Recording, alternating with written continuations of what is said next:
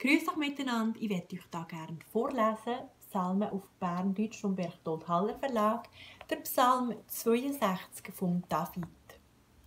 Nur bei Gott findet mein Herz seine Ruhe.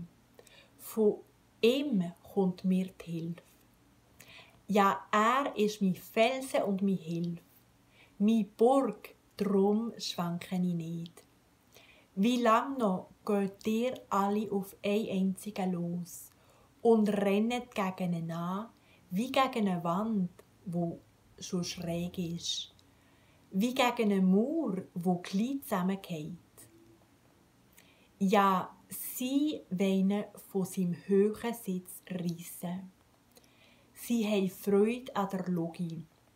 Mit ihrem Maul segnen sie, aber in ihrem Inneren fluchen sie. Nur bei Gott, mein Herz, findest du die Ruhe. Von ihm kommt nämlich meine Hoffnung. Ja, er ist mein Felsen und meine Hilfe. Meine Burg, drum schwanke ich nicht. Bei Gott ist meine Hilfe und meine Ehre. Mein starker Felsen, meine Zuflucht ist Gott. Verlasst dich gern auf ihn. Der seid sein Volk. Schüttet euer Herz vor ihm aus. Gott ist unsere Zuflucht. Ja, ein Hauch sind die Menschen, eine Logi die Sterblichen.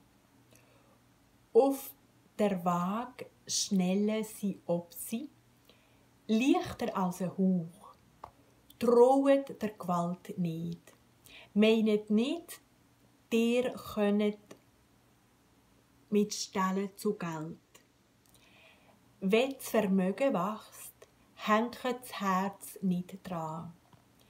Eins hat Gott gesagt, 2 Sachen habe ich gehört.